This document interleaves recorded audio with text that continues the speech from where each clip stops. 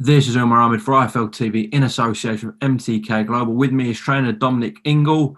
Lots been kind of happening around your gym. Your fighters have been dominating the headlines recently. Let's start with Kid Galahad. Obviously, we learned yesterday or a couple of days ago that Josh Warrington vacated his IBF title. Just your thoughts and your reaction to that, please, Dom. Yeah, it was always an option because he got this fight, proposed fight with Kanzu. So that didn't materialise. And the other option was to fight Galahad, which he stated all along. And we knew he didn't want to fight Galahad, didn't want to do that fight again for whatever reasons. And so, yeah, he vacated instead of taking the fight. That's how boxing is. If you're the champion, and you want to defend that belt, you fight all comers. It's like, some fighters, like the Mayweathers, they can cherry pick a little bit and they've got a good relationship with the governing bodies. They can do that, but it takes time to get to that status and that level, and Josh Warrington's not at that level. So you've got to do your donkey work and do the grind and put yourself in that position. So, you've one or two defenses. You can't be then picking and choosing who you want to do. If you want to be the IBF champion, you have to defend against the IBF mandatory.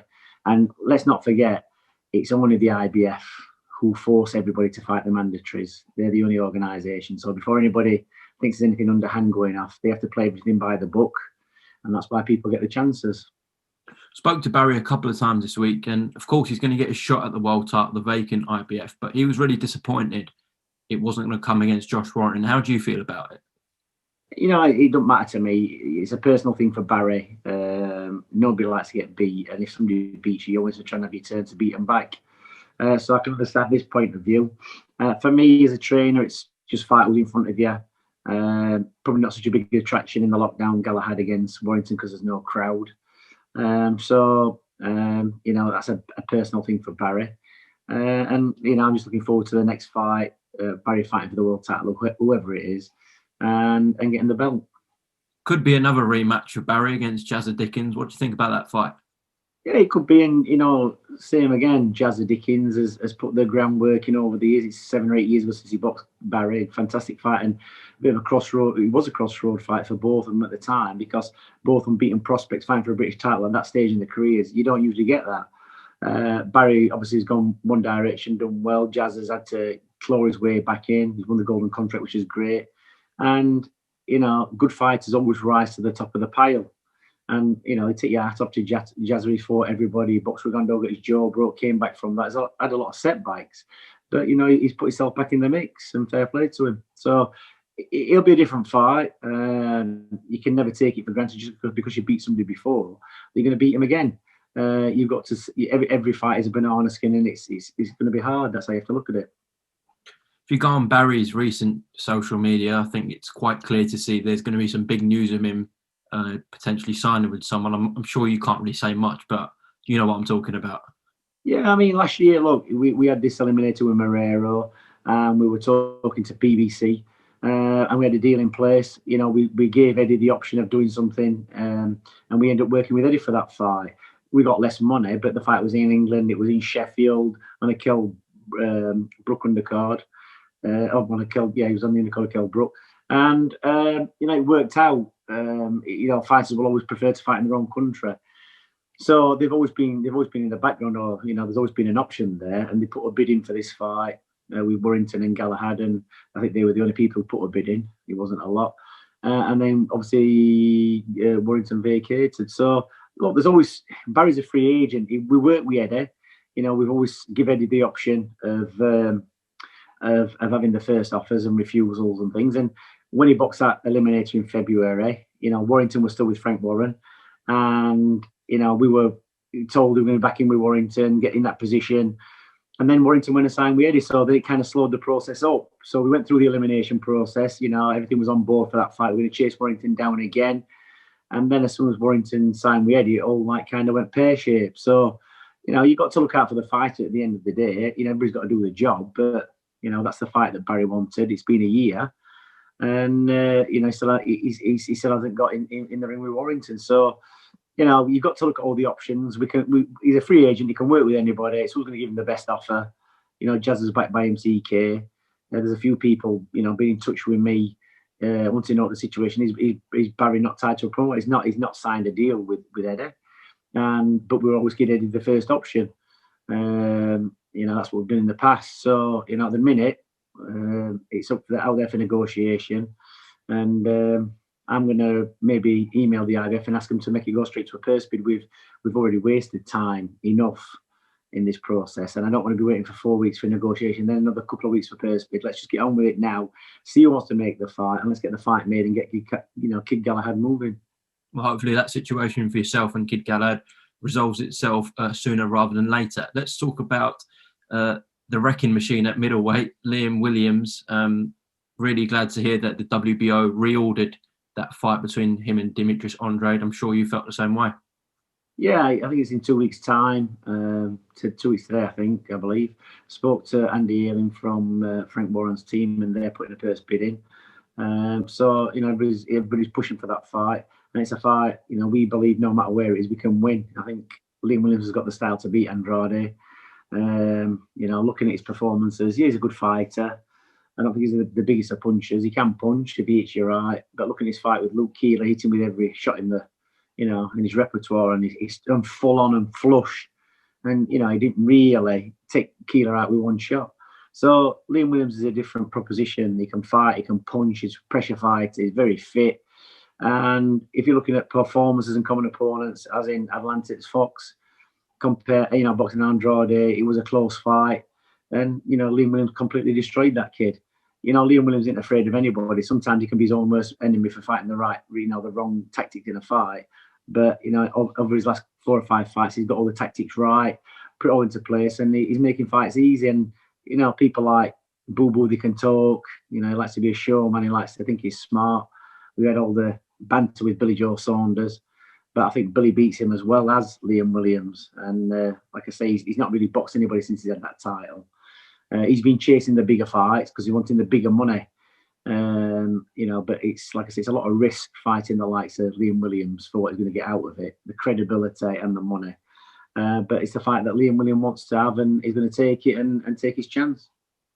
Well, that's one fight, obviously Liam's been directly linked to. Another one that has been popped up recently is Chris Eubank Jr. Now, Chris made some comments recently about someone you know very well and your former fighter in Kell Brook, and obviously he said the same thing about your man Liam Williams, that there'd be tune-up fights. What did you think about that, Dom? Well, it's like somebody said, hasn't he? He's been tuning up forever and a day, hasn't he? When is Chris Eubank Jr. actually going to achieve anything? Has he been a world champion yet? Has he fought for a world title yet? So you're talking Kell Brook, who's had 2 or 3 world title fights, Liam Williams, who's had 2 or 3, and Eubanks is still tuning up. So, Kell Brook is coming to the end of his career, so he's cherry picking that one. In the prime, Kell Brook would walk straight through Chris Eubank Jr. Too mobile. Eubanks is too static. He's all right if he stood there.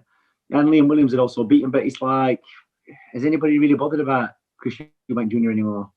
Do you know what I mean? Are you bothered about him? Is anybody buzzing about him? Not really. He's not with any big promoter. He's not with Frank Warren. He's not with Eddie Hearn.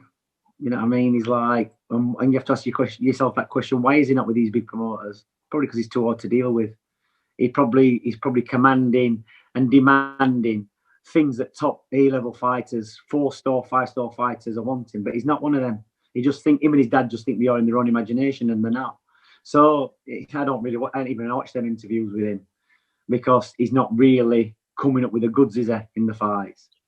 Is he as exciting? Is he as exciting as Liam Williams? No, he's not. Just to kind of play devil's advocate a bit there, Dom, just because of his name, do you not think he's still a product, especially for someone like Liam Williams? If the deal was a 50-50, it'd still be that's a massive fight in the UK, Dom. Yeah, maybe it is, but look, he's waited till Kell's been beat by Terence Crawford in 4 rounds, down at 10.5 stone. Kell Brook is going to be 36 this year, I think. He's 36.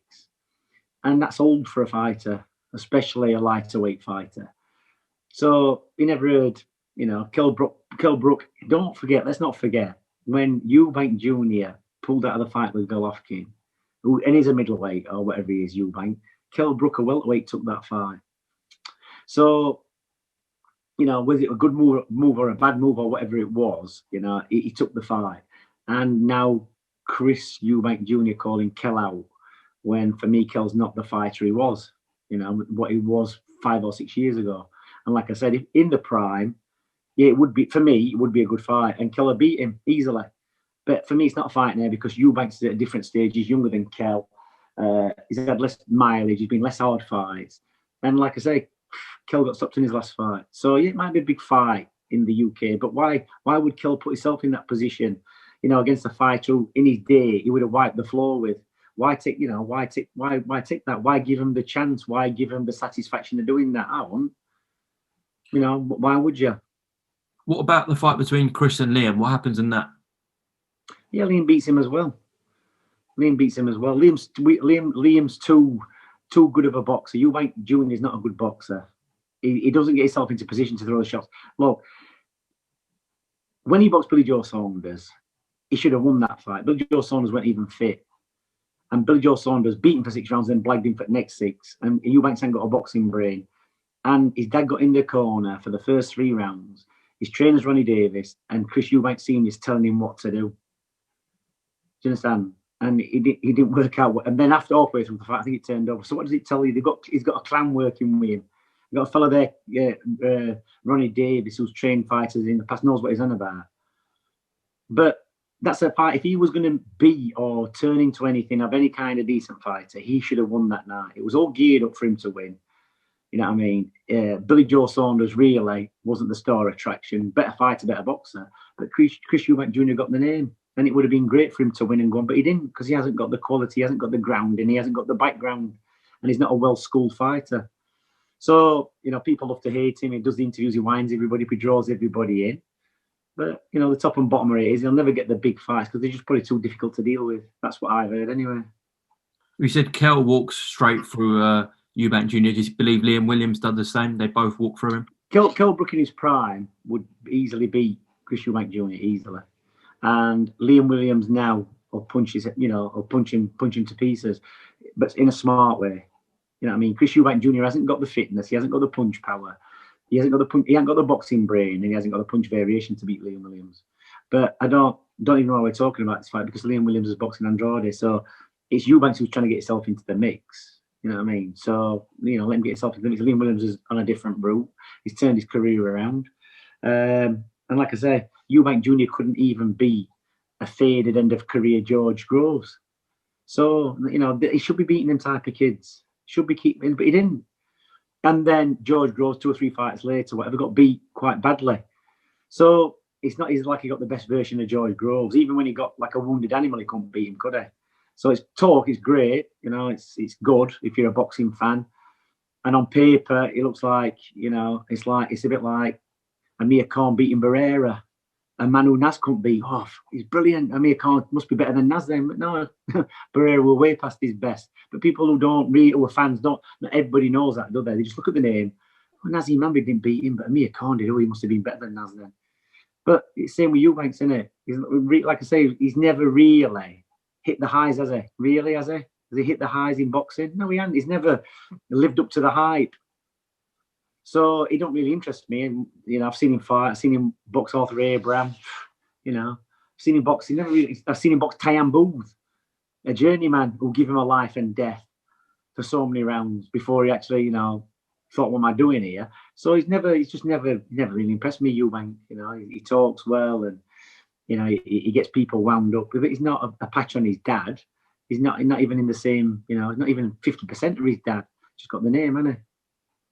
Well, Dom, I'm sure we'll get news on Kid Galahad and Liam Williams very soon. I'm sure we'll have a catch-up after that as well. Before you go, I do want to quickly ask you about Willie Hutchinson. A lot of comparisons to Joe Calzaghe, especially from Frank Warren. What do you make of them comparisons?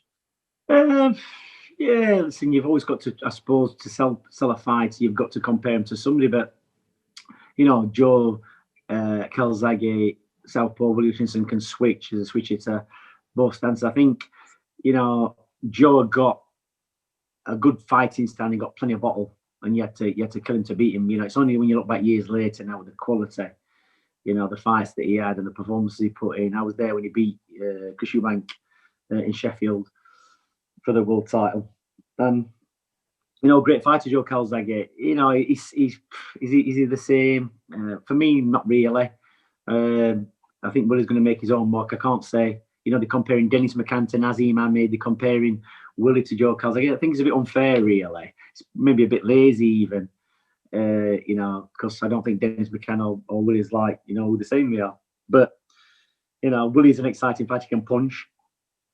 He's only just getting there. He's got a British title fight against Lennox Clark.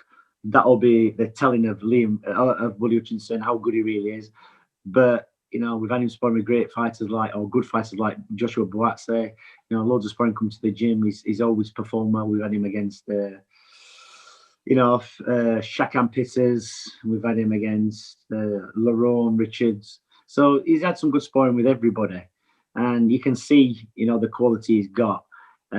Still relatively inexperienced as a pro fighter, like 12 or 13 fights, whatever he's had, regardless of his amateur fights. So it's a case of bringing him on steady, and I think this is the right step against Lennox Clark. It's another step up. A kid who's been in title fights before. He's tough.